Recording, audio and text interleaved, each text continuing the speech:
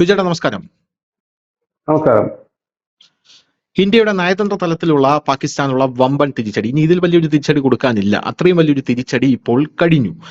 നമുക്കറിയാം, സിന്ധു നദീജല കരാർ റദ്ദാക്കുന്നതിനപ്പുറം പാകിസ്ഥാനെ മുടിപ്പിക്കാൻ ഇന്ത്യക്ക് ഒന്നും ചെയ്യാനില്ല എന്നുള്ളതാണ്. അപ്പോൾ പാകിസ്ഥാനിൽ ഒരു വലിയ യോഗം കഴിഞ്ഞ ദിവസം രാഖി രാമായണം ചേർന്നിട്ടുണ്ട് എന്ന റിപ്പോർട്ടുകൾ പുറത്തു വരുന്നു. അതിനകത്ത് എന്താണ് നമ്മൾ ചെയ്യേണ്ടത് എന്നതിനെക്കുറിച്ചൊക്കെ പാകിസ്ഥാനിൽ കൃത്യമായിട്ടുള്ള ധാരണ അവർക്ക് ഉണ്ടായിട്ടുണ്ട്. ഇനിയിപ്പോൾ ചർച്ചകളൊന്നുമില്ല എന്ന് ഇന്ത്യ പറഞ്ഞ സ്ഥിതിക്ക് പാകിസ്ഥാനും ഇപ്പോൾ വലിയൊരു യുദ്ധത്തിനായി തയ്യാറെടുക്കുകയാണോ എന്ന ചോദ്യമാണ് ഉയർന്നു വരുന്നത്. ഇന്ന് വരുന്ന ഒരു സുപ്രധാനമായിട്ടുള്ള റിപ്പോർട്ട് അനുസരിച്ച് ഈ ഭീകരാക്രമണത്തിന് ശേഷം പാക് സർക്കാർ അടിയന്തരമായിട്ടുള്ള തീരുമാനങ്ങൾ എടുക്കുന്നു എന്നാണ് മനസ്സിലാക്കുന്നത്. അപ്പോൾ കറാച്ചിയിൽ ഒരു മിസൈൽ പരീക്ഷിക്കാൻ പോകുന്നു എന്നുള്ളതാണ്. ഈ മിസൈൽ പരീക്ഷിക്കാൻ പോകുന്നു എന്ന് പറയുമ്പോൾ വാർത്തകളിൽ ഇടം നേടും. ഇന്ത്യ കൂടുതൽ ജാഗരൂകരാകും, ഇന്ത്യയെ ഒന്ന് ഭയപ്പെടുത്താമെന്നാണോ പാകിസ്ഥാന്റെ ഉദ്ദേശം എന്നുള്ളത് നമ്മൾ പറയേണ്ടതുണ്ട്. അപ്പൊ പാകിസ്ഥാൻ ഒരു വിജ്ഞാപനം ഇത് സംബന്ധിച്ച് പുറപ്പെടുവിച്ചിട്ടുണ്ട്. അറബിക്കടൽ മേഖലയിൽ മിസൈൽ പരീക്ഷണം നടത്താനാണ് പാകിസ്ഥാൻ തീരുമാനിച്ചിരിക്കുന്നത്. കര ആക്രമണ മിസൈലാണ് എന്നുള്ളതാണ് പ്രധാനപ്പെട്ട പോയിന്റ് എന്ന് പറയുന്നത്. കറാച്ചി തീരത്ത് വെച്ച് പരീക്ഷണം അവർ നടത്തും അടിയന്തരമായിട്ടെന്ന റിപ്പോർട്ടുകൾ പുറത്തു വരുന്നു. അറിയിപ്പ് പുറത്തിറങ്ങിയിട്ടുണ്ട്.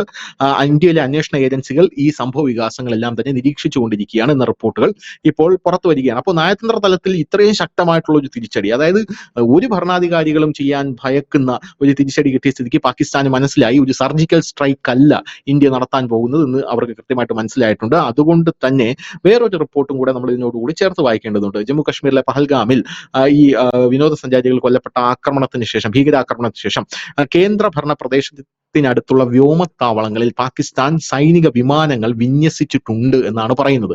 ഇത് സാറ്റലൈറ്റ് ഇമേജുകൾ വഴി വന്ന വിഷ്വൽസ് ആണ്. ആ വിഷ്വൽസ് വഴി ഇപ്പോൾ നമ്മുടെ സോഷ്യൽ മീഡിയയിലെല്ലാം ഇത് വലിയൊരു ചർച്ചാ വിഷയമാണ്. കറാച്ചിയിലെ സദേൺ എയർ കമാൻഡിൽ നിന്നും ലാഹോറിൽ നിന്നും റാവൽപിണ്ടിക്ക് സമീപമുള്ള വടക്കൻ താവളങ്ങളിലേക്ക് പാകിസ്ഥാൻ വ്യോമസേനയുടെ വിമാനങ്ങൾ പുറപ്പെടുന്നതായി കാണിക്കുന്ന ഫ്ലൈറ്റ് ട്രാക്കിംഗ് വെബ്സൈറ്റ് ആയിട്ടുള്ള ഫ്ലൈറ്റ് റഡാർ 24 നിന്നുള്ള സ്ക്രീൻഷോട്ടുകൾ കാണിക്കുന്ന പോസ്റ്റുകളാണ് ഇപ്പോൾ സോഷ്യൽ മീഡിയയിലെങ്ങും വൈറലായി ഓടിക്കൊണ്ടിരിക്കുന്നത്. അപ്പൊ പാകിസ്ഥാൻ തയ്യാറെടുത്ത് നിൽക്കുകയാണ് എന്നാണ് നമുക്ക് മനസ്സിലാക്കാനായിട്ട് സാധിക്കുന്നത്. അതിനിടയിൽ രാജ്നാഥ് സിംഗ് നമ്മുടെ സൈന്യത്തോട് കരയുദ്ധത്തിലേക്ക് നീങ്ങാൻ എത്രയും പെട്ടെന്ന് ജാഗരൂകരായിട്ട് നിൽക്കുക എന്നുള്ള ഒരു നിർദ്ദേശവും കൊടുത്തിട്ടുണ്ട് എന്ന് നമുക്ക് മനസ്സിലാക്കാനായിട്ട് സാധിക്കുന്നു. ഇതിന് പിന്നാലെ ഒരു റിപ്പോർട്ട് ഇപ്പോൾ ദേശീയ മാധ്യമങ്ങൾ പുറത്തുവിടുന്നത് പാക് അധീന കശ്മീരിലേക്ക് ഇന്ത്യ ഒരു വമ്പൻ നീക്കം നടത്താൻ പോകുന്നു എന്നുള്ളതാണ്. റാവൽപിണ്ടി മേഖലയാണ് ഇന്ത്യയുടെ ലക്ഷ്യം എന്നുള്ളതാണ് മനസ്സിലാക്കാൻ സാധിക്കുന്നത്. ഇതെല്ലാം കൂടെ ചേർത്ത് വായിക്കുമ്പോൾ പാകിസ്ഥാൻ സമ്പൂർണമായി പാകിസ്ഥാനെ അടിച്ചു തൊലയ്ക്കുക എന്നുള്ളൊരു പദ്ധതിയാണോ ഇന്ത്യ നടപ്പിലാക്കാൻ പോകുന്നത് എന്നുള്ളതാണ്. കാരണം നമ്മൾ ഈ ഒരു അടിക്ക് മുമ്പ് നമ്മൾ കൃത്യമായിട്ട് നമ്മുടെ സുഹൃത്ത് രാജ്യങ്ങളോട് ബ്രീഫ് ചെയ്യേണ്ട ആവശ്യമുണ്ടല്ലോ. ഞങ്ങൾ അടിക്കാൻ പോവുകയാണെന്ന് പറഞ്ഞ് എനിക്ക് തോന്നുന്നു ഒരു പ്ലാനും കൊടുക്കുമെന്ന് തോന്നുന്നു. ഇപ്പൊ അമേരിക്കയ്ക്കായിരുന്നാലും റഷ്യക്കായിരുന്നാലും ഇസ്രായേലിനായിരുന്നാലും നമ്മളൊരു പ്ലാൻ കൊടുക്കും, നമ്മൾ അടിക്കാൻ പോകുന്നത് വേണം. പക്ഷെ ആ പ്ലാൻ ഒരു ഡമ്മി പ്ലാൻ ആണ് എന്നാണ് മനസ്സിലാവുന്നത്. ഒരു ഡമ്മി പ്ലാൻ ആണ്, പക്ഷെ യഥാർത്ഥ പ്ലാൻ അല്ല. ഒരു ഡമ്മി പ്ലാൻ കൊടുത്തിട്ട് നമ്മൾ ചെയ്യാൻ പോകുന്നത് വേറൊരു സംഭവമായിരിക്കും എന്നുള്ളതാണ് മനസ്സിലാക്കാനായിട്ട് സാധിക്കുന്നത്. അപ്പോ വലിയൊരു തിരിച്ചടിക്ക് നമ്മുടെ രാജ്യം ഒരുങ്ങുകയാണോ? ഇപ്പൊ തെളിവുകളെല്ലാം ശേഖരിച്ചു കഴിഞ്ഞു. ഇപ്പോ ലോക രാജ്യങ്ങളോടെല്ലാം തന്നെ ഇന്ത്യ വിളിച്ചു പറയുന്നത് ഈ ഭീകരാക്രമണത്തിന് പിന്നിൽ പാകിസ്ഥാൻ എന്നുള്ള സമ്പൂർണ്ണമായിട്ടുള്ള തെളിവുകൾ ഞങ്ങളുടെ കയ്യിലുണ്ട്. പാകിസ്ഥാൻ അവിടെ നിന്ന് കഴിഞ്ഞ ദിവസം പ്രതിരോധ മന്ത്രി പറഞ്ഞു, തെളിവുണ്ടെങ്കിൽ ഇത് നിങ്ങൾ ഞങ്ങൾക്ക് കൈമാറണം എന്നാണ് പാകിസ്ഥാൻ പ്രധാനമന്ത്രി പറഞ്ഞത്. ഇന്ത്യ അത് പ്രതിരോധ മന്ത്രി പറഞ്ഞത് ഇന്ത്യ അത് മൈൻഡ് പോലും ചെയ്തിട്ടില്ല എന്നുള്ളതാണ്. അപ്പൊ പാകിസ്ഥാൻ ഇപ്പൊ ദേശീയ മാധ്യമങ്ങളൊക്കെ പറ്റുന്ന ഒരു പ്രധാനപ്പെട്ട കാര്യം, പാകിസ്ഥാൻ എന്തായാലും മൂന്നായിട്ട് പിളരാനായിട്ട് തയ്യാറെടുത്ത് നിൽക്കുകയാണ്. അപ്പോൾ അതിന് ഒരു നിമിത്തമായി ഇതാ ഇന്ത്യ മാറാൻ പോകുന്നു എന്നാണ് പറയുന്നത്. യഥാർത്ഥത്തിൽ അങ്ങനെ സംഭവിക്കാൻ സാധ്യതയുണ്ടോ? ഇന്ത്യ എന്തായാലും അടിക്കും എന്നുള്ള കാര്യത്തിൽ തർക്കമില്ല. അതൊരു സർജിക്കൽ സ്ട്രൈക്കിന് ഉപരി എങ്ങനെയായിരിക്കും ഇന്ത്യയുടെ ഒരു പദ്ധതി എന്നുള്ളതിനെ കുറിച്ച് ബിജു ചേട്ടന്റെ ഇത്രയും നാളത്തെ ഒരു എക്സ്പീരിയൻസ് വെച്ച് എന്താണ് തോന്നുന്നത്? ഇത് ഇപ്പം ഈ തെളിവ് കൊടുക്കാൻ പറയുന്ന ഒരു കാര്യം, അത് വളരെ തമാശയായിട്ട് മാത്രമേ പറയാൻ കഴിയും. പാകിസ്ഥാൻ ഇപ്പൊ തെളിവ് ചോദിക്കുന്നത് കാരണം ഹാഫീസ് അടക്കം ഈ 21 കൊടും ക്രിമിനൽസിന്റെ പേര് നമ്മൾ തെളിവ് കൊടുക്കുക മാത്രമല്ല, നമ്മൾ അടക്കമുള്ള മാധ്യമങ്ങൾ പോലും ആ വാർത്ത ചെയ്തിട്ടുണ്ട്. ഇന്ത്യ പ്രസിദ്ധപ്പെടുത്തിയിരുന്നു, ഇത്രയും കൊടും ഭീകരന്മാരുണ്ട്, നിങ്ങൾ വിട്ടു തരണം. അപ്പൊ നമ്മൾ മുമ്പേ മുമ്പേ ഭീകരാക്രമണം നടന്നപ്പോഴും നമ്മൾ ഇതൊക്കെ തെളിവും കാര്യങ്ങളൊക്കെ ലോകത്തിന് മുമ്പിൽ കൊടുത്തതാണ്, പാകിസ്ഥാന് കൊടുത്തതാണ്. ഇത് വേറൊരു നാടകം മാത്രമാണ്. പക്ഷെ ഇത്തവണ പാകിസ്ഥാൻ പെട്ടുപോയി. എനിക്ക് തോന്നുന്നത് ഈ പുൽവാമയ്ക്ക് ശേഷം 2019 പോലെ അല്ല ഇപ്പം കാര്യങ്ങൾ വളരെയധികം മാറിക്കഴിഞ്ഞു. കാരണം അക്ഷരാർത്ഥത്തിൽ പാകിസ്ഥാൻ ഒറ്റപ്പെട്ടു എന്ന് മാത്രമല്ല, ഇന്ത്യയിലുള്ള പാകിസ്ഥാൻ അനുകൂലികൾ പോലും ഒറ്റപ്പെടുന്ന അവസ്ഥയിലാണ്. ഇന്ത്യയിലേക്ക് തന്നെ കാര്യങ്ങൾ മാറി മറിയുന്ന ഒരു കാഴ്ചയാണ് ഇപ്പോൾ നമുക്ക് കാണാൻ കഴിയുന്നത്. കാരണം അതിനും മാത്രം പാകിസ്ഥാൻ എന്ന് പറയുന്ന രാജ്യം വെറുപ്പിച്ചിട്ടുണ്ട്. ഇന്ത്യ എക്കാലവും പറയുന്ന രാജ്യം പാകിസ്ഥാനാണ് ഈ ഭീകരവാദത്തിന്റെ ഉത്പാദന കേന്ദ്രം, പാകിസ്ഥാനിലാണ് ഇതിന്റെ ഫാക്ടറി എന്ന് നമ്മൾ പറയുന്നുണ്ട്. ഇപ്പോൾ പാകിസ്ഥാനെ അലോസരപ്പെടുത്തുന്ന ഒരു കാര്യം, ഇന്ത്യക്ക് എല്ലാ രാജ്യങ്ങളും പിന്തുണ നൽകിയിരിക്കുന്നു, നിങ്ങൾ ആക്രമിച്ചു, നിങ്ങൾക്ക് എന്ത് വേണമെങ്കിൽ ഉചിതമായ നടപടി എടുക്കാം. അതിൽ ഒരു പടി കൂടെ കടന്ന റഷ്യയും ഇസ്രായേലും പോലുള്ള രാജ്യങ്ങൾ പറയുന്നത് നിങ്ങളൊപ്പം ഞങ്ങൾ കൊണ്ട് അടിക്കാൻ, നിങ്ങളെ ഞങ്ങൾ സഹായിക്കും, ഞങ്ങൾ അതിന് റെഡിയാണ് അതെ അതെ. എന്നുകൂടി പറയുമ്പോൾ പാകിസ്ഥാൻ അക്ഷരാർത്ഥത്തിൽ പെട്ടിരിക്കുന്നു എന്നുള്ളതാണ്. ഇവിടെ നമ്മൾ ശ്രദ്ധിക്കേണ്ട ഒരു കാര്യം ചൈനയുടെ മൗനമാണ്. ചൈന ഇന്ത്യ എന്നുള്ള ടെറർ അറ്റാക്കിൽ അവർ അനുശോചനം രേഖപ്പെടുത്തിയതിനു ശേഷം അവർ പിന്നീട് ഒരു മൗനത്തിലാണ്. പക്ഷേ ഈ ചൈനയുടെ ഈ അപലപിക്കുന്ന ആ ഒരു സ്റ്റേറ്റ്മെന്റ് പാകിസ്ഥാനെ ശരിക്കും ഒന്ന് ഞെട്ടിച്ചിട്ടുണ്ടാകും. കാരണം ചൈന അങ്ങനെ സാധാരണഗതിയിൽ നമുക്കറിയാം, ഇതിനു മുമ്പ് നമ്മുടെ രാജ്യത്ത് പല ഭീകരാക്രമണം നടത്തുമ്പോഴും ചൈനയുടെ ഭാഗത്തും ഇന്ന് വരെ നമുക്ക് ഒരു സ്റ്റേറ്റ്മെന്റ് കിട്ടിയിട്ടില്ല. ഒരു അപലപിക്കുകയോ ഇല്ലെങ്കിൽ അനുശോചിക്കുകയോ ഒന്നും ഇതുവരെ ചൈന ചെയ്തിട്ടില്ല. ഇത് ആദ്യമായിട്ടാണ് ഉം. ചൈന ഇങ്ങനൊരു സ്റ്റേറ്റ്മെന്റുമായിട്ട് വരുന്നത്. അത് തന്നെ ഒരുപക്ഷെ പാകിസ്ഥാനെ ഒന്ന് ഞെട്ടലിൽ എത്തിച്ചു കാണും. പക്ഷെ ഇവിടെ പെട്ടുപോകുന്നത് ബംഗ്ലാദേശ് എന്ന് പറഞ്ഞൊരു രാജ്യമാണ്. ആ ബംഗ്ലാദേശ് എന്ന് പറയുന്ന രാജ്യത്തില് ഇപ്പോൾ ഉള്ള നമ്മുടെ ഈ ഭരണാധികാരി യൂനസിന് പെട്ടിരിക്കുക. കാരണം അദ്ദേഹം ഈ പാകിസ്ഥാന്റെ കൂടെ കിടന്ന് കളിക്കുകയാണ് ഇത്രയും നാള്. അപ്പൊ ഇപ്പം ഒരു സ്റ്റേറ്റ്മെന്റ് ഇറക്കാനും വയ്യ, തിരിച്ചു പറയാനും വയ്യ. കാരണം പാകിസ്ഥാന് അവരെ രക്ഷിക്കാൻ വരുന്ന പാകിസ്ഥാനെ തന്നെ നമ്മൾ മുച്ചൂടും മുടിക്കുന്ന രീതിയിലേക്ക് നമ്മൾ നിൽക്കും. സംഹാരമൂർത്തിയായിട്ട് ഇന്ത്യ നിൽക്കുമ്പോൾ അവിടെ ഒരു ചെറിയ ഉണക്ക രാജ്യമായ ബംഗ്ലാദേശിൽ പ്രത്യേകിച്ച് ഒന്നും ചെയ്യാനില്ലാത്തുള്ള കാര്യം അവർക്കറിയാം. ഇവിടെ ശ്രദ്ധിക്കേണ്ട അതെ. ഒരു കാര്യം, ഇത്തവണ എന്തുകൊണ്ടാണ് പാകിസ്ഥാൻ കൂടുതൽ തയ്യാറെടുപ്പ് നടത്തുന്നതെന്ന് ചോദിച്ചാൽ അത് നരേന്ദ്രമോദി നടത്തിയ സർജിക്കൽ സ്ട്രൈക്കിന്റെ അടിസ്ഥാനത്തിൽ തന്നെയാണ്. കാരണം പാകിസ്ഥാൻ ഒരിക്കൽ പോലും സ്വപ്നം കാണാത്ത ഒരു അറ്റാക്ക് ആയിരുന്നു ഇന്ത്യ നടത്തിയത്, ഈ പുൽവാമയ്ക്ക് ശേഷം ഉം. നടത്തിയത്. ബാലക്കോട്ടില് ഏതാണ്ട് 60 കേന്ദ്രങ്ങളാണ് ബോംബിംഗ് നടത്തിയത്.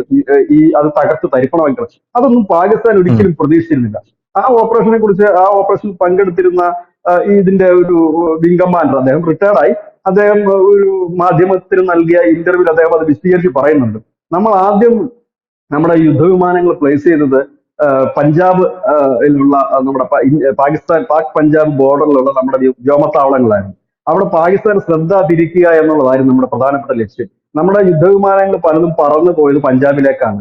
ഇവിടെയാണ് അതെ. ഇത് ചെയ്തത്. ഇതോടൊപ്പം തന്നെ അപ്പൊ പാകിസ്ഥാൻ കൂടുതൽ ശ്രദ്ധ ചെലുത്തിയത് നമ്മൾ ഈ പാക് പഞ്ചാബ് ഉണ്ടല്ലോ, ആ ഒരു സിന്ധു പ്രവിശ്യ, അവിടെ നമ്മൾ എന്തെങ്കിലും ചെയ്യുമെന്നുള്ള ഒരു പ്രതീക്ഷയിലായിരുന്നു അവർ നിന്നത്. പക്ഷേ ഈ പറന്നു പോയതിൽ ചില വിമാനങ്ങൾ, അതായത് 4 വിമാനങ്ങളോ 5 വിമാനങ്ങളോ മറ്റോ ഈ പറക്കലിന്റെ പകുതി ദൂരത്ത് വെച്ച് തന്നെ തിരിച്ചു പറന്നത് ഈ POK-ലേക്കായിരുന്നു എന്നുള്ളതാണ്. കാരണം അത് അവരെ ഒരു ശ്രദ്ധ തിരിക്കാൻ കാരണം. അപ്പൊ അത് പിന്നീട് അറിഞ്ഞതാണ്. പക്ഷേ ഈ സാധാരണ ഈ സൈനിക ഓപ്പറേഷനൊക്കെ കഴിയുമ്പോൾ അതിൽ നിന്ന് റിട്ടയർഡ് ആകുന്ന സൈനിക ഉദ്യോഗസ്ഥന്മാർ പിന്നീട് ആത്മഹത്യ എഴുതുകയോ ഇല്ലെങ്കിൽ മാധ്യമങ്ങളിൽ നൽകുന്ന ഇന്റർവ്യൂവിൽ നിന്നൊക്കെയാണ് നമുക്ക് ഈ കാര്യങ്ങൾ മനസ്സിലാക്കാൻ കഴിയുന്നത്. ഏതായാലും ഇപ്പോൾ പാകിസ്ഥാൻ അക്ഷരാർത്ഥത്തിൽ അവർ ഏറ്റവും കൂടുതൽ ശ്രദ്ധ പതിപ്പിക്കുന്നത് കറാച്ചിയിലാണെന്നാണ് എനിക്ക് തോന്നുന്നത്. കാരണം കറാച്ചിയുടെ ഉള്ളു ഇനി അവർക്ക് പൂട്ടാനായിട്ട്. കാരണം അവരുടെ നാല് ചുറ്റി പൂട്ടപ്പെട്ട് കഴിഞ്ഞിരിക്കുന്നു. കാരണം ബലൂചിസ്ഥാനിൽ അവർക്കൊന്നും ചെയ്യാൻ കഴിയാത്ത അവസ്ഥ. അവിടെ നമുക്ക് ഒരു രാജ്യം യുദ്ധത്തിന് ഇറങ്ങി പുറപ്പെടുമ്പോൾ ആ രാജ്യത്തിനുള്ളിൽ സമാധാനം ഇല്ല എങ്കിൽ, ആ രാജ്യത്തിനുള്ളിൽ കലാപമാണ് എങ്കിൽ ആ രാജ്യത്തിന് കൂടുതൽ ശ്രദ്ധ കിട്ടില്ല, ദുർബലമായി പോവുകയുള്ളൂ. ഇപ്പൊ ഇന്ത്യ ഒരു അതെ. തിരിച്ചടിക്ക് പോകുമ്പോൾ ഇന്ത്യയിലുള്ള ഖുറാഫികളോ ഇല്ലെങ്കിൽ ജമാഅത്ത് ഇസ്ലാമിക്കാരോ ഇവിടെ കലാപം സൃഷ്ടിക്കുകയാണെങ്കിൽ ഇന്ത്യയുടെ ഫോഴ്സിന്റെ ശ്രദ്ധയും ഭരണാധികാരികളുടെ ശ്രദ്ധയും കുറച്ചൊക്കെ ഈ രാജ്യത്തേക്ക് പോകേണ്ടി വരും. അപ്പൊ അതുകൊണ്ട് തന്നെ അവര് അപ്പം ഈ പാകിസ്ഥാൻ ആ അവസ്ഥയാണ്. പഞ്ചാബ് സിന്ധ് പ്രവിശ്യയിലായാലും ഒപ്പം തന്നെ ഈ പറയുന്ന ബലൂചിസ്ഥാൻ പ്രവിശ്യയിലായാലും ഒക്കെ തന്നെ അവർ അങ്ങനത്തെ ഒരു വലിയ പ്രതിസന്ധി ഫേസ് ചെയ്തുകൊണ്ട് നിൽക്കുന്ന അവസ്ഥയാണ്. ഒന്ന്. രണ്ടാമത്തെ ഉം. കാര്യം, താലിബാൻ ഏത് നിമിഷവും പാകിസ്ഥാൻ അറ്റാക്ക് ചെയ്യും എന്നുള്ള നിലയിലാണ് അവർ നിൽക്കുന്നത്. കാരണം അവർ ഈ അടുത്ത് അമേരിക്കയ്ക്ക് വീണ്ടും നമ്മൾ വാർത്ത ചെയ്തിരുന്നത്, അവര് വീണ്ടും അമേരിക്കയ്ക്ക് അവരുടെ പഴയ വ്യോമത്താവളം തിരിച്ചു കൊടുക്കാൻ പോകും. അതെ. അതായത് അവര് അമേരിക്ക അവിടെ നിന്ന് കെട്ടിയെട്ടിക്കുക എന്നുള്ളതാണ് നമ്മുടെ ആവശ്യം. പക്ഷെ ഇപ്പൊ ജീവിക്കാൻ വേറെ നിവൃത്തിയില്ല. അപ്പൊ ആ വ്യോമത്താവളം ഉം. എല്ലാം ഇവിടെ തിരിച്ചു കൊടുക്കാൻ പോകുന്നു. അമേരിക്ക സന്തോഷത്തോടെ സ്വീകരിക്കാനും തയ്യാറാണ്. അതിന് പകരമായിട്ട് എത്രയോ ബില്യൺ ഡോളർ എങ്ങാണ്ട് മാസം കൊടുക്കുവോ വർഷമോ കൊടുക്കുവോ എങ്ങാണ്ടൊക്കെ ചെയ്യുന്നുണ്ട്. അപ്പം ഇങ്ങനെ ഇന്ത്യയുമായിട്ട് ഭയങ്കര ടൈപ്പിലാണ് താലിബാൻ പോയിക്കൊണ്ടിരിക്കുന്നതും ഇപ്പം ആ ഒരു അവസ്ഥ. പിന്നെ ഇറാനും പാകിസ്ഥാനോട് യാതൊരുവിധ കാര്യങ്ങളും സാമ്യതയുമില്ല. അവർ തമ്മിലുള്ള ശത്രുത നമുക്കറിയാം. ഒരു 6-7 മാസത്തിലാണ് 176 പാക് പട്ടാളക്കാരെ ഇറാനിയൻ സൈന്യം കൊന്നൊടുക്കിയത്. കാരണം അവരുടെ ഉം. ബോർഡറിൽ കടന്നു കയറിക്കൊണ്ട് ഈ പാക് പട്ടാളക്കാരെന്തോ ചെയ്തു എന്ന് പറഞ്ഞിട്ടാണ് അവർ ചെയ്തത്. നമ്മളത് വലിയ വാർത്തയായിട്ട് കൊടുത്തിരുന്ന ഒരു സാധനമാണ്. അപ്പൊ ആ ഒരു ഉം. വഴിക്കുമില്ല. ഇനി അവസാനം അവർക്ക് തുറന്നു കിടക്കുന്ന ഒരേ ഒരു വഴി എന്ന് വെച്ചാൽ അവരുടെ കറാച്ചിയാണ്. അവർക്ക് തുറമുഖമാണ്, അവരുടെ ഒരു ബിസിനസ് നഗരമാണ്, അവരുടെ എല്ലാം കൊണ്ടും ശ്രദ്ധേയമായ. കാരണം അവർക്ക് ഇസ്ലാമാബാദിനേക്കാളും വളരെ ഇമ്പോർട്ടന്റ് കറാച്ചിയാണ്. അപ്പൊ ആ കറാച്ചിയുടെ ഒരു സുരക്ഷിതത്വമാണ്. പിന്നെ സ്വാഭാവികമായി പാകിസ്ഥാൻ ഇപ്പോൾ ചെയ്യുന്ന കാര്യം അവിടുത്തെ ജനങ്ങൾക്ക് ഒരു ധൈര്യം കൊടുക്കുക. കാരണം പേടിച്ച് വിറച്ചിരിക്കുന്ന ഒരു ജനസമൂഹമാണ് പാകിസ്ഥാൻ. കാരണം അവർക്ക് നന്നായി അറിയാം ഇന്ത്യയുടെ കരുത്ത്. ഒരുപക്ഷെ പാക് ഭരണാധികാരികൾക്ക് നന്നായി അറിയാം. എന്തുകൊണ്ടാണ് എന്ന് വെച്ച് കഴിഞ്ഞാൽ അവരെല്ലാ കാലവും ആ രാജ്യം അസ്ഥിരപ്പെടുമ്പോൾ ജനശ്രദ്ധ തിരിക്കുക എന്നുള്ളതാണ് അവരുടെ ലക്ഷ്യം. ഇപ്പൊ അവർക്ക് ഇപ്പൊ ഇത്രയും കലിപ്പ് വരാനുള്ള കാരണം, ഒന്ന് പിന്നെ അമേരിക്കൻ വൈസ് പ്രസിഡന്റും ഫാമിലി ആയിട്ട് തന്നെ ഇന്ത്യയിൽ എത്തുന്നു. അവർ വളരെ എൻജോയ് ചെയ്യുന്നു, മുമ്പോട്ട് പോകുന്നു, അനവധി കരാറുകളുമായി ചർച്ച ചെയ്യുന്നു. അതിനൊക്കെ അപ്പുറത്തേക്ക് അവരെ ഉം. ഞെട്ടിപ്പിച്ചത് സൗദി അറേബ്യ നമുക്ക് തരുന്ന സ്വീകരണം. നരേന്ദ്രമോദിക്ക് നാളിതുവരെ ഒരു ഭരണാധികാരിക്കും കൊടുക്കാത്ത ഒരു ഗംഭീര സ്വീകരണമായിരുന്നു സൗദി അറേബ്യയിൽ ഒരുക്കിയിരുന്നത് എന്ന് മാത്രമല്ല, സൗദി അറേബ്യയായിട്ട് നമ്മൾ ഒപ്പിടാൻ പോകുന്ന വലിയ കരാറുകളാണ്. വലിയ കരാറിന് വലിയ കരാറാണ്. എനിക്ക് തോന്നുന്നു സൗദി അറേബ്യയുടെ ചരിത്രത്തിൽ ആദ്യമായിട്ടാണ് അവരൊരു വാക്ക് ഉപയോഗിച്ചിട്ടുണ്ട്. അവർ ഇന്നലത്തെ ഒരു സ്റ്റേറ്റ്മെന്റ് ധനുഷ് ശ്രദ്ധിച്ചോ എന്നറിയത്തില്ല. അവർ ആദ്യമായിട്ട് ഉം. ഉപയോഗിച്ച വാക്ക്, ഇന്ത്യയും സൗദി അറേബ്യയും കൂടെ ചേർന്നിട്ടാണ് സംയുക്ത സ്റ്റേറ്റ്മെന്റ് ആണ് അവർ ഇറക്കിയത്. ആ സ്റ്റേറ്റ്മെന്റിൽ അവർ ഉപയോഗിച്ചിരിക്കുന്നത് അതിർത്തി കടന്നുള്ള ഭീകരവാദത്തെ ചെറുക്കണം എന്നാണ്. അതിർത്തി കടന്നു എന്ന് അതെ. പറയുമ്പോൾ എന്താണ്? ഇന്ത്യയുടെ അതിർത്തി ആരാ? പാകിസ്ഥാനാണ്. അപ്പൊ പേര് പറയേണ്ട കാര്യമില്ല. അതിർത്തി കടന്നുള്ള ഭീകരവാദത്തെ ചെറുക്കണം എന്ന് വളരെ ക്ലിയർ ഉം. ആയിട്ട് അവർ ആദ്യമായിട്ടാണ് പറഞ്ഞിരിക്കുന്നത്. ഇതിനു മുമ്പ് അവർ അങ്ങനെ പറഞ്ഞിട്ടേ ഉം. ഇല്ല. ഇന്ന് വരെ പാകിസ്ഥാനെ അവർ കുറ്റപ്പെടുത്തിയിട്ടില്ല. പക്ഷെ കാശ്മീർ വിഷയത്തിൽ അവർ ഇന്ത്യക്ക് പിന്തുണച്ചിട്ടുണ്ട്. ഈ അടുത്ത കാലത്ത് അവർ ഇന്ത്യയാണ് പിന്തുണച്ചത്. കാശ്മീർ വിഷയത്തിൽ തന്നെ അവർ തള്ളിക്കളയുകയും ചെയ്തിരുന്നു. പക്ഷെ അവരുടെ സ്റ്റേറ്റ്മെന്റ് ആണ് ഉം. നമുക്ക് ശ്രദ്ധേയമായത്. അതിർത്തി കടന്നുള്ള ഭീകരവാദത്തെ ചെറുക്കണം, ഞങ്ങൾക്ക് ഇന്ത്യക്ക് എല്ലാ പിന്തുണയും നൽകുന്നു എന്ന്. ഇതുമൊക്കെ പാകിസ്ഥാന് വളരെ, കാരണം അവരെപ്പോഴും നോക്കുന്നത് ഈ സൗദി എന്തെങ്കിലും സഹായിക്കും എന്നാണ് പറയുന്നത്. സൗദി ഒന്നും സഹായിക്കത്തില്ല എന്നുള്ള കാര്യം മുൻപേ തന്നെ നമ്മൾ വാർത്ത ചെയ്തിട്ടുള്ള കാര്യമാണ്. കാരണം അവർ പറയുന്നത്, അതെ. ഇനി നിങ്ങൾക്ക് എന്തെങ്കിലും സഹായം വേണം, ഞങ്ങൾ നിങ്ങൾക്ക് നിർമ്മാണ പ്രവർത്തനങ്ങൾ ചെയ്തു തരാം, ആശുപത്രി കെട്ടിത്തരണോ, ഞങ്ങൾ കെട്ടിത്തരാം, ഇനി പൈസയുടെ ഇടപാടേ ഇല്ല എന്ന് പറഞ്ഞിട്ടുള്ളതാണ്. അവരിപ്പോ ആർക്കും ഇങ്ങനെ പൈസ കൊടുക്കാറുമില്ല. അപ്പം അതൊരു വിഷയം. അങ്ങനെ എല്ലാ തരത്തിലും പെട്ടു നിൽക്കുന്നു. അപ്പൊ അവിടുത്തെ ജനങ്ങളെ ഒന്ന് സമാധാനപ്പെടുത്താനായിട്ട് അവർക്ക് ചെയ്യാൻ കഴിയുന്ന മാർഗം എന്ന് വെച്ചാൽ ഈ മിസൈൽ പരീക്ഷണങ്ങളും മറ്റുമാണ്. എനിക്ക് എന്റെ ഒരു ഏറ്റവും വലിയ പ്രാർത്ഥന വെച്ചാൽ ഈ മിസൈൽ പരീക്ഷിക്കുന്ന കൂട്ടത്തിൽ അബദ്ധത്തിൽ പോലും അത് ഇന്ത്യൻ ബോർഡർ കടന്നു വരാൻ ശ്രമിക്കരുത് എന്നുള്ളതാണ്. അത് ചിലപ്പോൾ അങ്ങനത്തെ ചില വെളിവും വെള്ളിയാഴ്ച ഇല്ലാത്തവന്മാരായതുകൊണ്ട് ചിലപ്പോൾ ഇനി അങ്ങനെയും ചില കുബുക്കുകൾ ചിലപ്പോൾ നമുക്ക് തോന്നിയേക്കാം.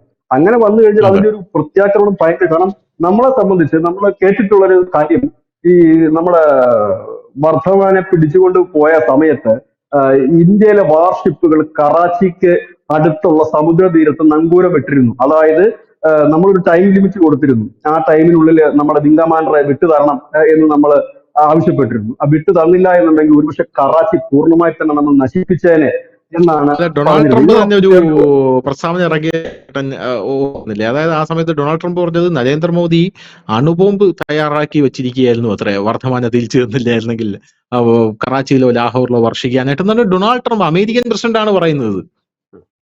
അപ്പൊ എനിക്ക് തോന്നുന്നു ഇപ്പം ഈ ധനുഷ് പറഞ്ഞില്ലേ, കറാച്ചിയിൽ അവർ മിസൈലുകൾ തയ്യാറാക്കിയിട്ടുണ്ട്, അവിടുന്ന് പരീക്ഷിക്കുന്നത്. അതെ. മിസൈൽ എന്താണ് അവർ ശ്രദ്ധിക്കാൻ കാരണം, അല്ലെങ്കിൽ കറാച്ചി എന്തുകൊണ്ടാണ് അവർ ശ്രദ്ധിക്കാൻ കാരണം? കഴിഞ്ഞ സമയത്ത്, അതായത് നമ്മുടെ ഈ അഭിനന്ദ് വർത്തമാനെ കൊണ്ടുപോയ സമയത്ത് നമ്മൾ ഈ കറാച്ചി ഉം. കേന്ദ്രീകരിച്ചായിരുന്നു നമ്മൾ വലിയ രീതിയിൽ തന്നെ അവർക്ക് തിരിച്ചടി കൊടുക്കാൻ തീരുമാനിച്ചത്. അപ്പൊ അതാണ് അവരുടെ ലക്ഷ്യം. ഉം. അവർക്ക് നന്നായിട്ടറിയാം കറാച്ചി ആക്രമിക്കുമോ എന്നുള്ളതാണ് അവര് ഉറ്റുനോക്കുന്ന ഒരു കാര്യം. പിന്നെ ഇപ്പോഴവർക്കൊരു ഡൗട്ട്, ഇത് എങ്ങോട്ടേക്കാണ് ഇത് പോകുന്നത്? പാക് അധിനിവേശ കാശ്മീരിലേക്കാണോ അതോ കറാച്ചിയിലേക്ക്? എന്തായാലും ബലൂചിസ്ഥാനിലേക്ക് ഇന്ത്യ ആക്രമിക്കില്ല. ഇതിനിടയിൽ അവരെ ഭയപ്പെടുത്തുന്ന മറ്റൊരു കാര്യമുണ്ട്. ഇന്ത്യയുടെ ഈ ഒരു തിരിച്ചടി ഉണ്ടായിക്കഴിഞ്ഞാൽ ഈ അവസരം നന്നായി തന്നെ ബലൂചിസ്ഥാനിലെ പോരാളികൾ, അവിടെ സ്വാതന്ത്ര്യത്തിന് വേണ്ടി പോരാടുന്ന പോരാളികൾ അത് നന്നായി യൂട്ടിലൈസ് ചെയ്യുകയും ഈ അവസരം അഫ്ഗാനിസ്ഥാനിലുള്ള താലിബാൻ സൈനികർ കൂടി അതിന് പിന്തുണ പൂർണ്ണമായി നൽകുമെന്നുള്ള കാര്യം ഉറപ്പാണ്. അങ്ങനെ കൂടി ചെയ്തു കഴിഞ്ഞാൽ അതെ. ഒരുപക്ഷെ ഈ തിരിച്ചടിക്ക് തൊട്ടു പിന്നാലെ നമ്മൾ കാണുന്നത് ബലൂചിസ്ഥാൻ എന്ന് പറയുന്ന ഒരു സ്വതന്ത്ര രാജ്യമായിരിക്കും. പാക് അധിനിവേശ കാശ്മീരിന്റെ ഏതാണ്ട് ഭൂരിഭാഗം പ്രദേശവും ഇന്ത്യൻ കരസേന ക്യാപ്ചർ ചെയ്യും.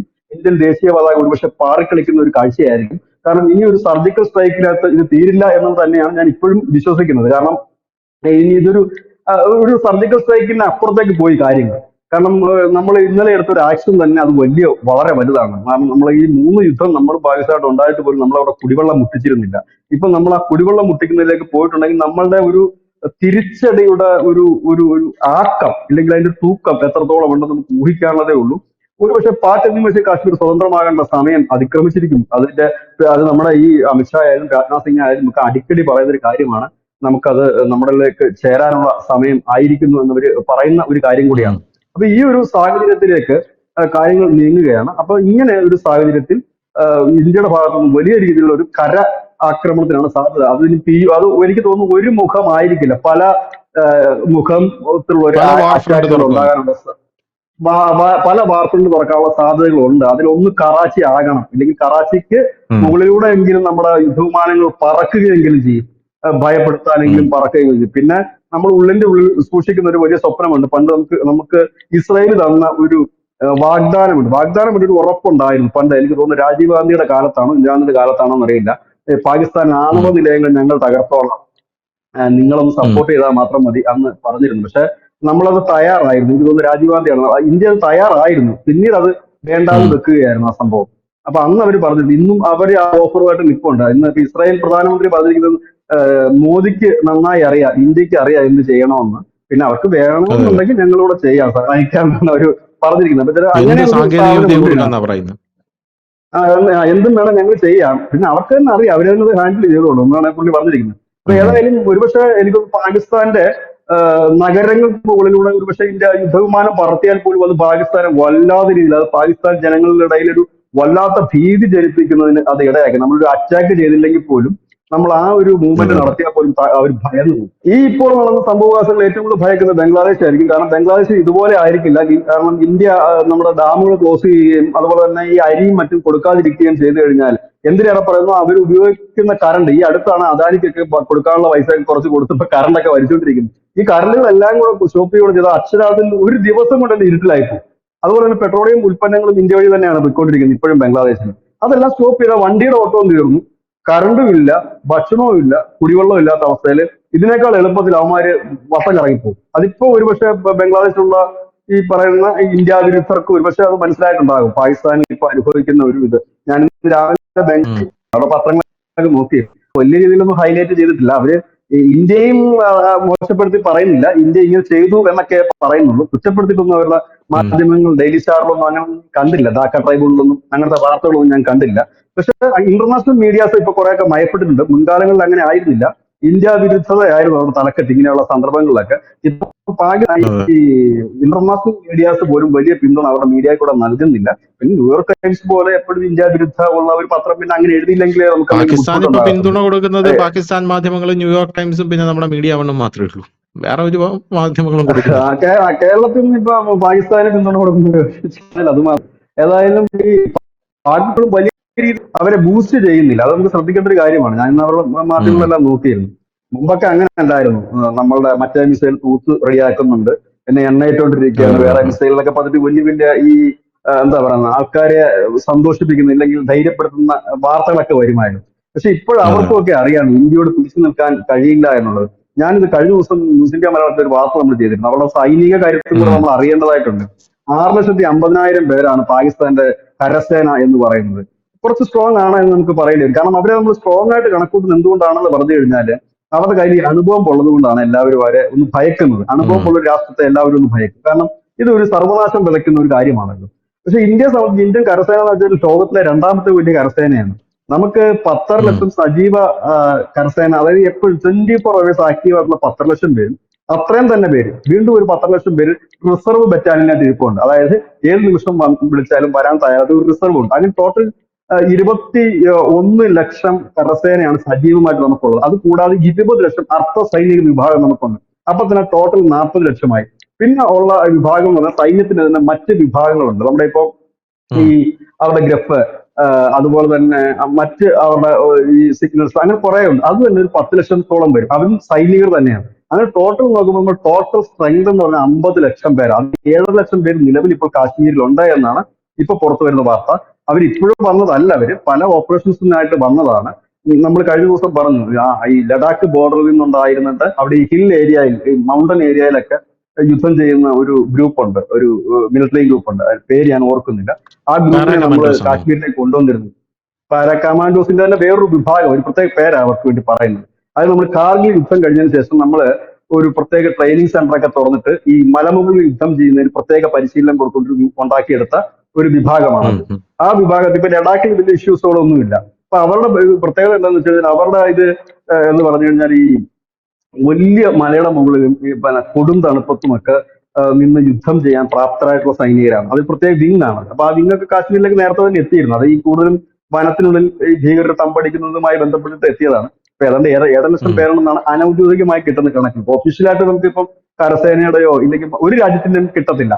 കാരണം ഇതൊക്കെ പുറത്തു ഓക്കെ. വരുന്ന, കാരണം ഇതിന്റെയൊക്കെ ഈ ലോക രാജ്യങ്ങളുടെ ശക്തി റാങ്കിങ് ചെയ്യുന്ന സംഘടനകളുണ്ട്, സ്ഥാപനങ്ങളുണ്ട്. അപ്പൊ അവർ നൽകുന്ന കണക്കാണ് ഞാൻ ഈ പറഞ്ഞ സൈന്യത്തിന്റെ കണക്കെന്ന് പറയുന്നത്. അപ്പം അത് ചിലപ്പോൾ ഒരുപക്ഷെ അതിന്റെ അപ്പുറത്തേക്കായിരിക്കാം. ഇപ്പൊ യുദ്ധവിമാനങ്ങളുടെ കണക്കൊക്കെ അവർ കൊടുക്കുന്നുണ്ട്. അങ്ങനെ നോക്കുമ്പോഴത്തേനും പാകിസ്ഥാന് ഹെലികോപ്റ്ററുകളാണ് കൂടുതൽ അവരുടെ കയ്യിലുള്ള കപ്പാസിറ്റി എന്ന് പറയുന്നത്. അല്ല യുദ്ധവിമാനങ്ങൾ വലിയ രീതിയിലുള്ള ഉള്ളതൊന്നും ഇല്ല. പിന്നെ അവരുടെ കരസേന മാത്രമാണ് അവർക്ക് സ്ട്രെങ്ത് എന്ന് പറയുന്നത്. പക്ഷെ അപ്പൊ അവരുടെ കരസേന അഭിമുഖീകരിക്കുന്ന വലിയ ഓക്കെ. പ്രശ്നം വെച്ചാൽ ഇന്ത്യക്കെതിരെ മാത്രം ഇപ്പോഴും അവർക്ക് ഫോക്കസ് ചെയ്യാൻ കഴിയുന്നില്ല. ബലൂചിസ്ഥാനിൽ ഒരു പോർമുഖം എന്നേ തുറന്നിരിക്കുന്നു. അവിടെ അവർക്ക് അവരുടെ സേനയെ വിന്യസിക്കേണ്ടതായിട്ടുണ്ട്. അല്ലെങ്കിൽ അവിടെ ഉണ്ട് കുറെ സേനകൾ. പാക് അധിനിവേശ കാശ്മീരിലുണ്ട് കുറെ പേര്. ഇപ്പൊ പഞ്ചാബ് സിന്ധു പ്രവിശ്യയിൽ അവിടെയും ക്രമസമായ അവിടുത്തെ പ്രശ്നം വെച്ചാൽ നമ്മുടെ ഈ രാജ്യത്തിന്റെ ഏറ്റവും വലിയ ഗുണം, ഇല്ലെങ്കിൽ നമ്മുടെ രാജ്യത്തിന്റെ സിസ്റ്റം എന്താണെന്ന് വെച്ചാൽ നമ്മുടെ രാജ്യത്തിന്റെ സുരക്ഷയും മറ്റു കാര്യങ്ങളും നമ്മുടെ സേന നോക്കുമ്പോൾ നമ്മുടെ ഈ സംസ്ഥാനങ്ങളിലുള്ള സുരക്ഷ നോക്കുന്നത് നമ്മുടെ പോലീസാണ്. ലോ ആൻഡ് ഓർഡർ നോക്കുന്നത്. പാകിസ്ഥാനിൽ എല്ലാം കൂടെ ഒറ്റ വിഭാഗം നോക്കുന്നത്. പോലീസ് ഏതാ, പട്ടാളം ഏതാ, ഭീകരവാദി ഏതാന്ന് അറിയാൻ മേലാത്തൊരു രാജ്യമാണത്. അപ്പൊ അവർ തന്നെ ഉം. അപ്പൊ അതുകൊണ്ട് അവർക്ക് ഈ 6500 എന്ന് പറഞ്ഞ സ്ട്രെങ്ത് ആയിട്ട് നമുക്ക് കണക്ക് കൂട്ടാൻ പറ്റില്ല. കാരണം ഒരു സ്ഥലത്തേക്ക് ഫോക്കസ് ചെയ്യുന്ന 6.5 ലക്ഷം പേരല്ല ആവുന്നത്. പകരം ഉം. ആ രാജ്യത്ത് തന്നെയുള്ള യുദ്ധങ്ങളിൽ പങ്കെടുക്കുന്ന 6 ലക്ഷം പേരാണ്. പക്ഷെ ഇന്ത്യയുടെ 50 ലക്ഷം പേർ എന്നുള്ള ഓക്കെ. ഒറ്റ സ്ഥലത്തേക്ക് ഫോക്കസ് ചെയ്യുന്നവരാണ് എന്നുള്ളതാണ്. Thank you Vijay. Thank you so much.